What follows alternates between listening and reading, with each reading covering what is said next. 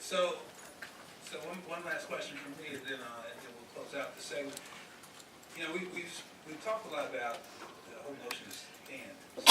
I'm going to speak to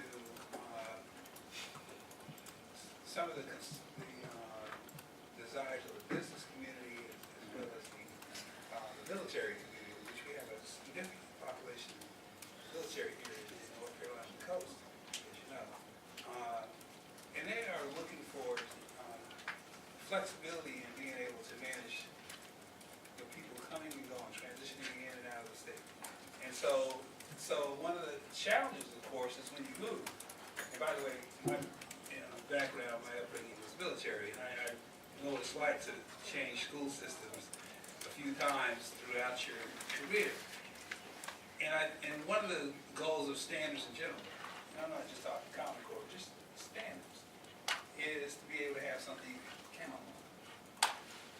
And so I'm wondering about, now we've had a great discussion about content standards and making sure the content is correct, but I'm interested in your views on, is it desirable, is it a noble objective to have the ability to have this transferability, if you will, this ability for businesses to bring people into and out of state, for military to bring people into and out of state without disrupting, their students and impacting their development in that process?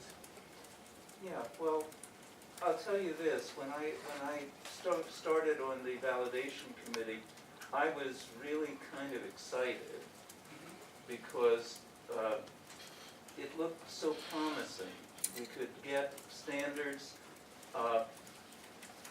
that would match up with the international expectations, and we get them across the board, and we wouldn't have to worry about state-by-state differences. I figured it was a 20-year implementation process, but it seemed really like a worthwhile project. Moreover, if you look at every single one of the high-achieving countries, every single one of them has a national curriculum. So it's an absolutely natural thing to want, but the issue then comes down to what do you get as the actual document? And it was a bitter pill for me that I couldn't sign on to. But I'm not asking about the Common Core specifically. No, but there's no question in my mind. Going forward, the question is, should we aspire to develop something that's very specific to North Carolina, different than anything else anybody else has seen, or should we aspire to really try to get to, we talked about international standards, for example, should we be looking at something that would be recognized outside of North Carolina? Well, I guess it depends on what you mean by recognized outside of North Carolina. Would it be recognized in Mississippi and Louisiana or you mean recognized in Taiwan? Or? No, I mean making sure we're developing skills, that those skills are going to be relevant for the student when they leave home and go somewhere else to. Obviously, that would be the optimal situation. And what would that look like? Is what I'm trying to figure. Well, it wouldn't look like Common Core. Actually, you would get as much variation as you have had, because Common Core is skills, and you can have, for example, in English, any different number of works, say grade 10, that are being taught in any one state, and if students move from one state to another, they might have a completely different set of works chosen in whatever community they go to, because there is nothing specific about the literary work in Common Core. So it's the skill, and the skills are free-floating. They can be developed at any grade level and can apply to almost any work. So you're not getting any advantage in comparability from having similar skills being taught across this country, because in general they were before. It's just that you had varying kinds of academic expectations in terms of the level of the content that was available and expected. And that was certainly true in English, where you would have far more advanced literary content, say in some Massachusetts high schools, grades 11 and 12, than you had, say, in Arkansas high schools, because I would ask when I was in Arkansas, what had teachers been teaching in small-town rural high schools.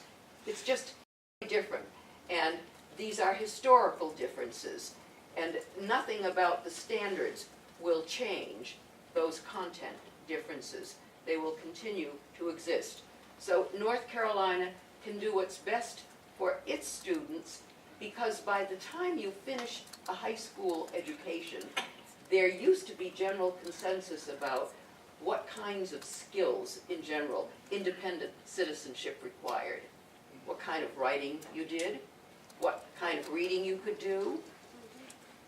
These were general kinds of knowledges available, and what you expected freshmen in colleges to do. There were general expectations, and that's where placement tests came from. There were expectations about, in reading, what you needed to be able to read. There were college-level textbooks. This is a very complex, detailed subject, and I don't want to spend a lot of time on it.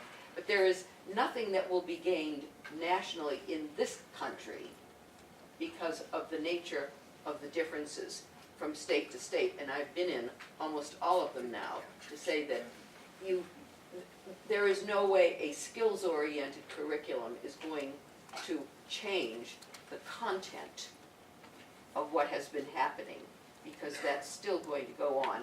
And it won't change unless there is radical reform, the teacher capacity, which is then going to shape the content that can actually be taught in the classroom, whether it's middle school or in math or in English. Whatever the content the teacher can bring, that will determine what the student is exposed to in terms of complexity. And that's where you start first, which is where Finland began its reforms in 1970, teacher training. That was where it started, but it knew where it was going with student changes. But it had to begin with teachers first. And until you start grappling with that, I don't know how much you can accomplish literally unless you begin with what the teacher can bring to the first classrooms they teach. So in essence, our focus should really be on the teachers. In relation to what you expect those students to learn K to 12. So you do. If you expect to have at least some students go through pre-calculus, you've got to have math teachers who can teach to pre-calculus. If you don't have math teachers who can teach up to pre-calculus or calculus, then you have limited the curriculum by virtue of the limited teacher you have licensed for your state. All right, we are actually 25 minutes past the time I said, so I apologize for that. So our agenda is really in trouble for the back end. But unless there are any other questions or comments, we are going to end this segment of the agenda and move forward into old business. Mr. Chairman. Small question. If we, I'm so sorry. Oh, that's okay. If we have further questions, would it be an imposition to email you later? No, not at all, not at all. Mr. Chairman, would you entertain a public comment? Excuse me? Would you entertain a public comment? We really don't have an opportunity to do that right now. We've got 4 or 5 agenda items. Okay, thank you. Sorry, we really need to move forward. I'm happy for you to draft something and send that to us. It's just a short statement on the answer to your questions, sir. Please say it. As a parent, a grandparent, and a business owner, I think the answer to your question is we would prefer excellence over similarity. We don't want to be like the rest of the world. We want to excel like we once did. Thank you.